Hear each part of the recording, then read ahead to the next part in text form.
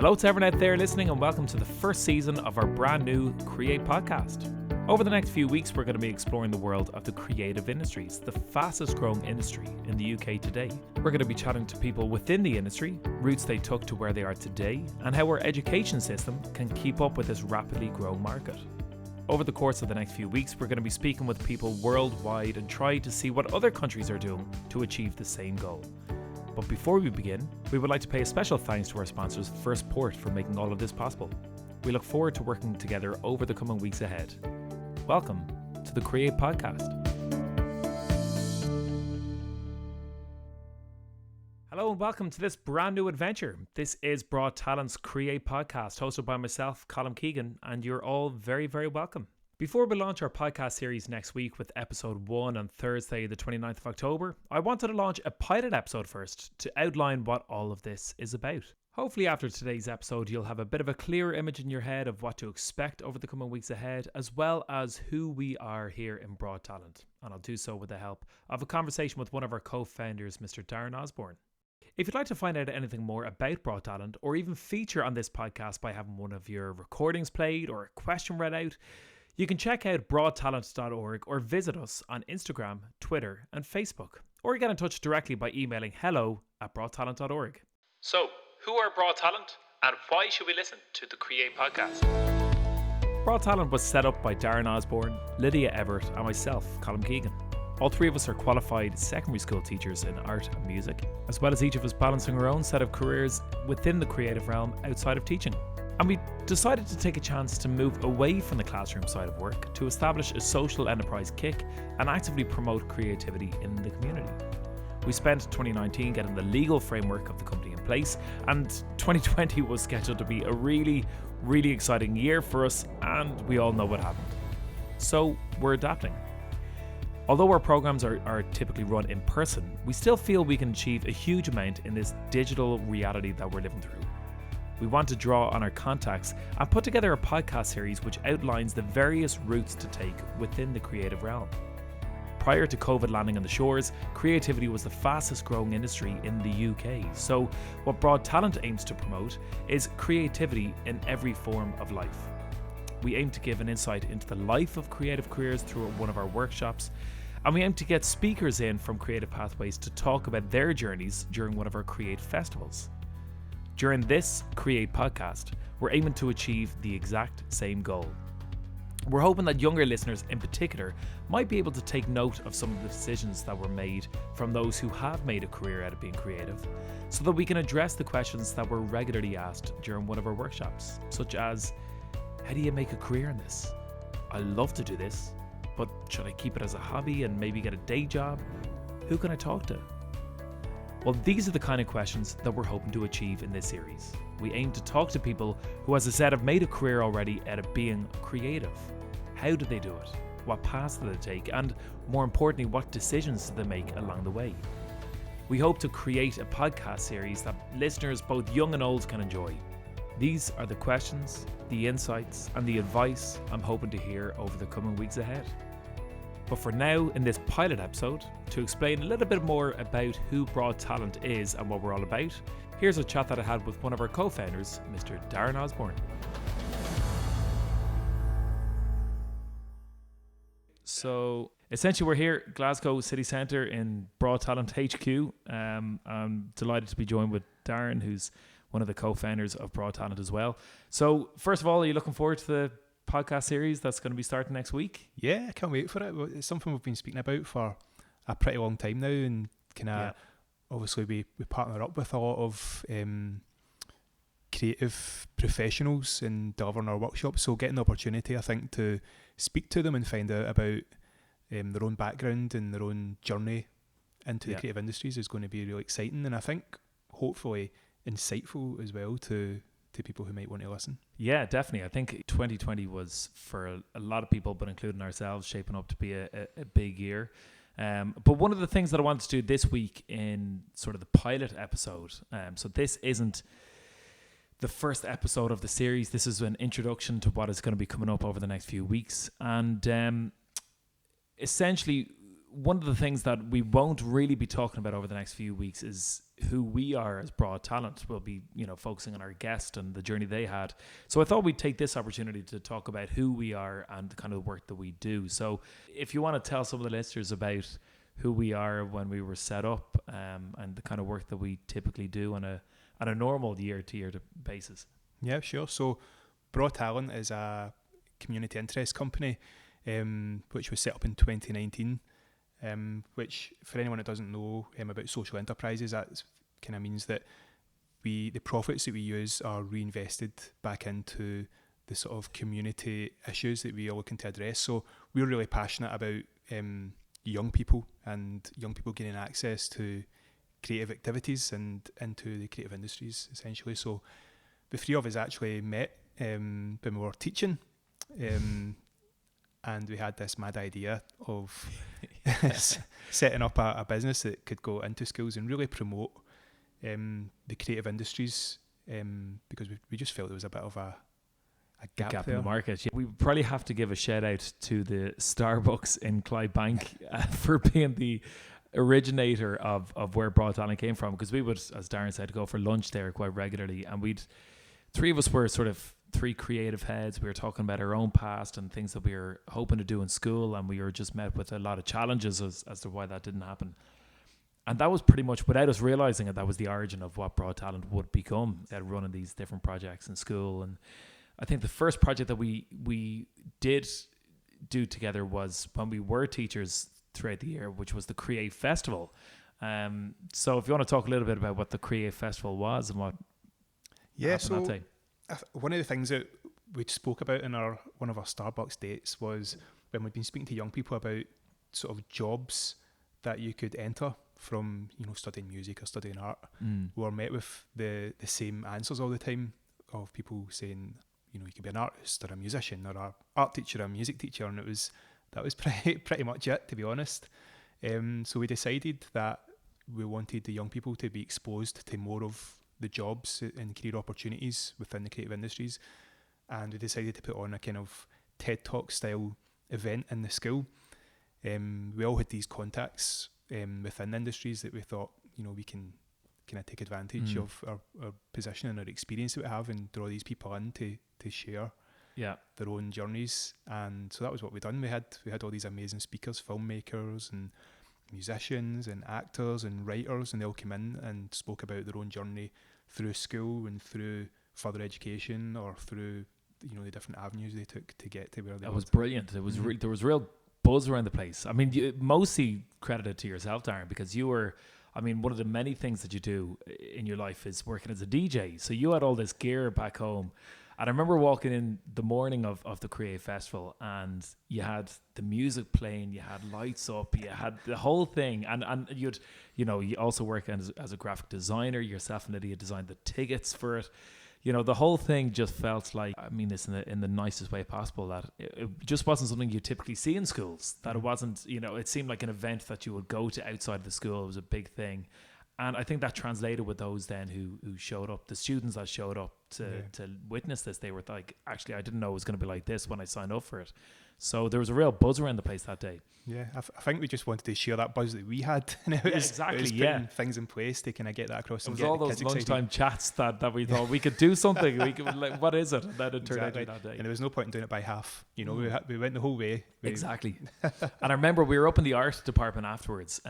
For those listening, that I would not be the art teacher of the three of us. That'll be Darren and Lydia now. From a young age, I remember I always loved art in school, but it was never something that I was very good at, or any good at. But we were up in the art department afterwards, and I remember it just seemed to click that you had all of these ideas, Lydia had a few ideas, I had a few ideas, and we just thought, well, why don't we put it under one umbrella? We were coming to the end of the academic year. There was a little bit of uncertainty what to do next year.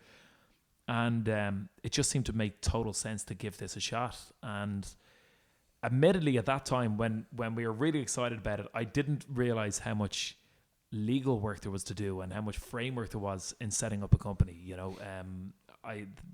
That really took me by surprise for the first year. So the first year was kind of spent getting all of that ready and getting everything in place. And and then you had working on the website and everything like that. So by the time 2020 came around, we felt we were in a really good place. The whole company was ready. We were ready to enter the world as a product. And then everything happened this year, which was, taking a bit of a back burner. But there was a few projects that we were involved in before all of this, which I was hoping you could maybe tell some of the listeners about, where we were going into a few of the schools to run film projects, which of all the three of us, myself, Darren and Lydia, film would be more of your background than any of ours. And yet it's a project that seems to tie in all the work that we do. So maybe you could talk a little bit about that. Yeah, well, I think that was sort of why we chose to go down that route with the first couple of projects that we ran, was because I'd kind of ran similar projects in the past, which was why I ended up getting into teaching. We'd been doing youth filmmaking workshops, and you could set up different departments. So you could have a sort of film crew, you could have an art department, you could have performance department, and they'd all be working together towards a sort of a common goal of a finished film. And we felt that with the three skill sets that we had, that would work really well for our first few projects. So we worked with a brilliant school in Clydebank, Loreto Primary School, to do an amazing... That was our first project, really, wasn't it? Yeah, it was, yeah. We brought in a really experienced filmmaker, film director to work with us. We had a cinematographer who came in to work with us as well in that project. And it was just an amazing gig. Everyone, coughing at the head.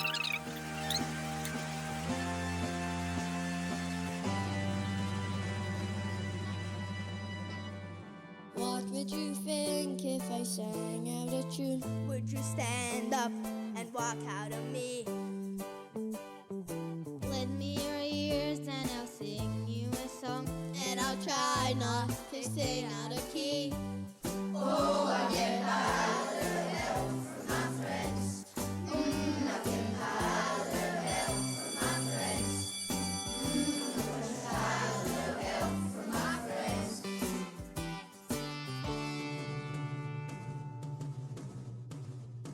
What do I do when my love is away? Does it worry you to be alone? It is amazing. There's so many layers to it. One of the layers that I loved about it was from the teacher's perspective, who was with us the whole way through it. And each of the projects we've run, we've had subsequently a similar reaction from the teacher, where they're shocked about some of the individuals that really grabbed this, two hands going, that some of them, I'm not saying all of them, but some of them might be the typical ones that would shine in a classroom setting. But yeah, when they're entrusted with the role of knowing exactly what they have to do and being hands-on, that they really shone in that. And it was amazing to see the teacher then talking to us about, you guys might not know this, but this is really not the norm for this individual. So that's one thing I loved. The second thing I loved was part of the music element. We were slightly away from the filming location, that yourself and Lydia were in one room, where Lydia was designing the props. You were at the action point around the camera, and we were in a different room. We were coming up with the music, and we didn't really get to see what was happening downstairs, apart from the lunch breaks when you'd see some of the props. And then to witness it all coming together, and for all the students to sit down and watch the end product and know that in some way they were a piece of that overall puzzle, was brilliant. It was really, really great. And I never would have thought that film would be the thing that would combine all of our different pathways, but it absolutely did. Oh, I get high, little help from my friends. I get high, little help from my friends. I get high, little help from my friends. I get high, little help from my friends. Little help from my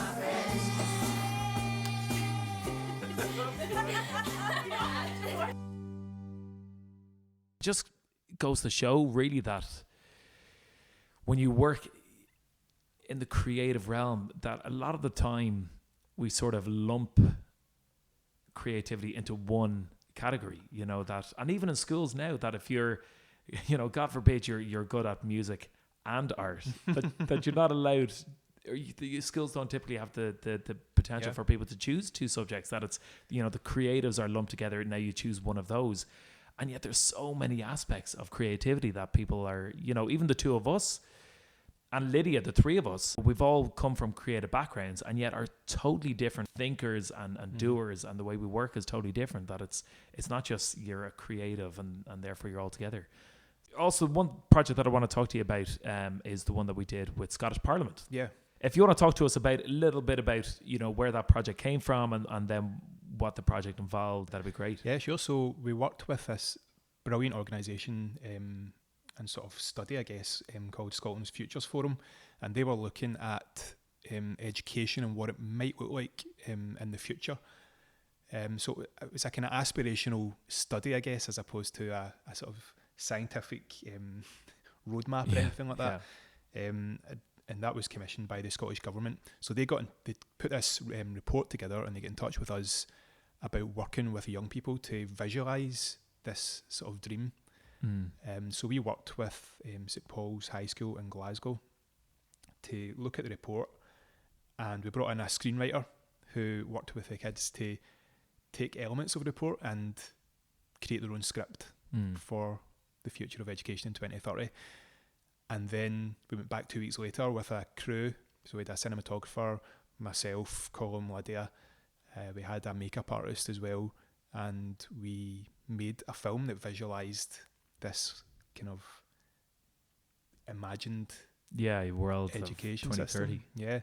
And on that point as well, you've put all of this up on the website as well, the Braw Talent website. Yeah. So, I mean, it's really worth checking out for any of the listeners, that the hair, makeup, the props, everything looked really, really cool when we were in there. So if you want to check out, for any projects, not just this one, but for Loretto as well, that if you want to check out what it looked like, it's all on the brawtalent.org website. Yeah. I think one of the coolest things, and it's always the coolest thing when you do a film project, is always the film premiere. We're always trying to do a film premiere to kind of celebrate what the young people have achieved with working together, and we like to kind of give context, I guess, to the learning, and that they see what the end product is and the impact it can have. So it's not just a school project, it's something that sort of lives outside of school. Yeah. And the most exciting thing about this project was the premiere was actually in the Scottish Parliament. So the whole class of kids, it was a mixed group of, there was 4 primary schools had sent up a few pupils, and they worked with first years, second years and third years at St Paul's. So it was sort of a mix of ages. And we all went to Scottish Parliament for the day. They got a tour of the place, sort of behind the scenes tour, which was brilliant. Yeah. And then the film was screened to a room full of change makers and MPs, and it was great.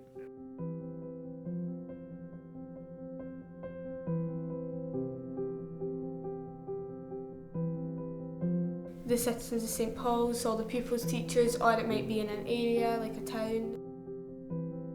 Responsible, I would say, is being you. So I think responsible means when someone else trusts you with something and then you carry it out. The individual is, you're the only you in the world. I think effective means you've left a mark on something or someone's history. I think by being confident, you can boost each other's morale, so that if someone feels down, you can help them. I think successful means you have achieved what you've wanted to achieve. You did it. You feel amazing. You feel like you can do anything.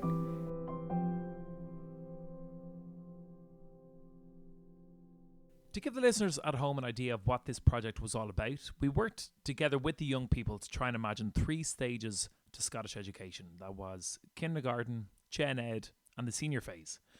Although we were creating the end product of a movie, which can be viewed on the Braw Talent website, brawtalent.org, we were also creating shorter sound bites for each stage to kind of preview what it was all about. So for the kindergarten and gen ed stages, we created a script written by the young people, which included their favourite memories of those experiences, as well as aspirations to what it could look like in the future. But for the senior phase, we went a little bit deeper, and instead of scripting anything, we sat them around a table and recorded a conversation with the senior students on the project. And with them, we discussed what they liked about education today and what they would change if they were in the driving seat of all of this. So here are some of the excerpts from those audio clips we created together to outline what this project was all about. In senior phase, I think it would be great to link industry experience with school knowledge. I think a gap year off school would be brilliant. It helps people get more responsible, and so when they're in 5th year they know what subjects to do and what to achieve up to. If you decide you want a job and then you go away and you try that job for a bit, but then you decide you don't like it, you can change your subject. It gives them a while to think about what they want to do and why they want to do it. Classes tend to be sorted by grade or how well the students do it. I think they should be sorted by how the students learn. Everyone works differently. There needs to be less restrictions, less rules, and more open freedom space. You'll find that if you look in any classroom, the chairs are symmetrical, the teachers at the front, everything's laid out perfectly. There's supposed to be learning, and if you step out of line, you're immediately a bad student. But the thing is, the problem here is that different children learn differently. There's different minds, but they're all treated the same. What might change over the next 10 years in the world?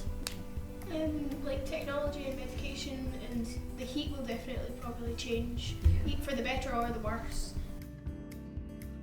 That people are afraid of change. If we can develop like virtual reality and holograms and stuff, then you probably could like show someone like what Pompeii or something looks like from like architectural reconstruction and stuff that people can do. Do you think that it's important people know their rights? Yeah, because if not, people could like take advantage of you. Because like if someone says, oh no, you can't do this, or you can't do that, or you can't do this, or you can't do that, then like if you know your rights, then you can say, actually, I can do this and I can do that. I think it's brilliant that children's rights will be written in Scottish law by 2030. A concept where we're co-creators of learning. So do we know, if you heard what a co-creator of learning is, do you know what that would mean? When two people share their ideas and then come up with a solution. Teachers can actually find out what students would like to learn. Teachers can learn from students and students can learn from teachers. Teach people, teach the smaller generation.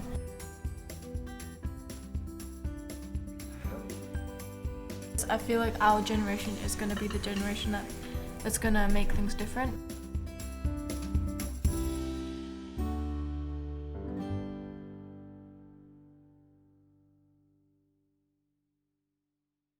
I'll never forget the image then afterwards when we were getting the train back from Edinburgh to Glasgow, and I think an hour before the last train was leaving.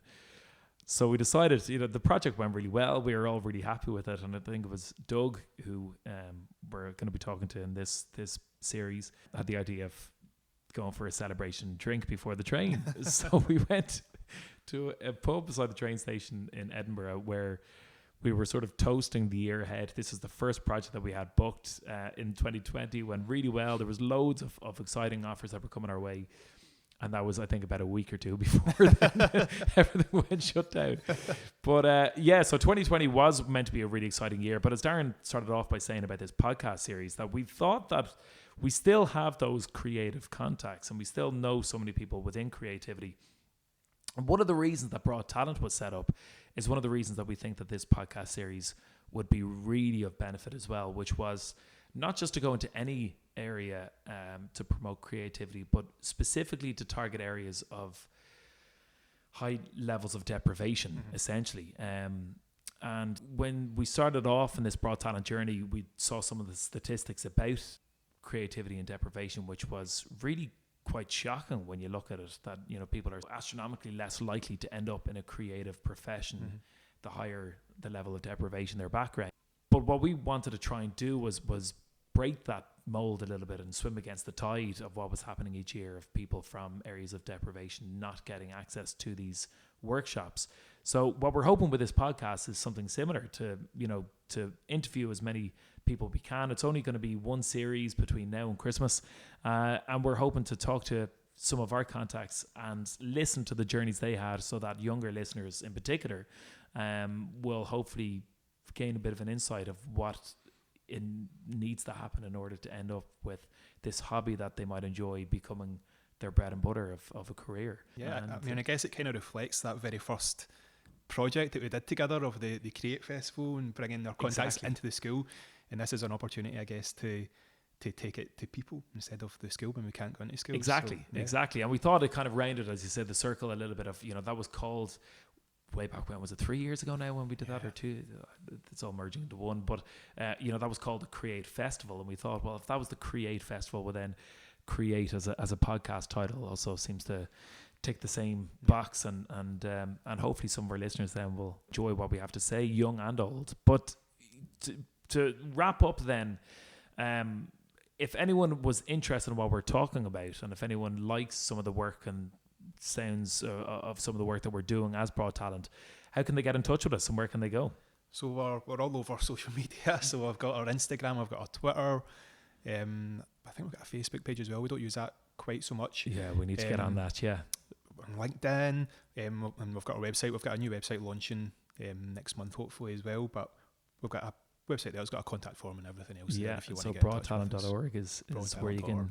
And Darren is the main man behind all of that. I can't take any credit, so you can pass on your congratulations to Darren of the website.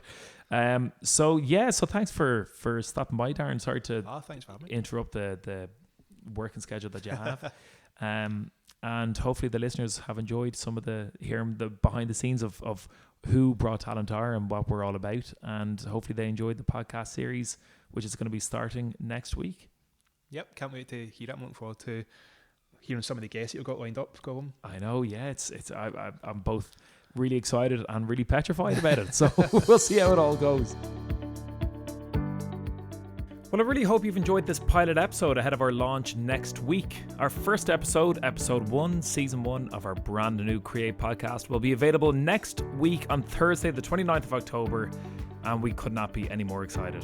We will be releasing a brand new episode every Thursday between now and Christmas. So if you'd like to have any questions read out during the podcast, or if you have a recording of yourself for your band, or if you're a teacher and you've got recordings of your class and you'd like to pass them on, but please do. You can get in touch via our website, brawtalent.org, or through our social media channels of Facebook, Twitter and Instagram, or you can email us directly, hello@brawtalent.org. Thank you very much for joining us today. I really hope you've enjoyed finding out about Braw Talent and the typical work that we do, as well as what this Create podcast is all about over the next few weeks ahead. We're really, really excited about it, and we really hope that you are as well. Any help that you can provide by sharing the episodes as they're released and help to spread the word would be absolutely terrific. Thanks everyone, and see you next Thursday, the 29th of October.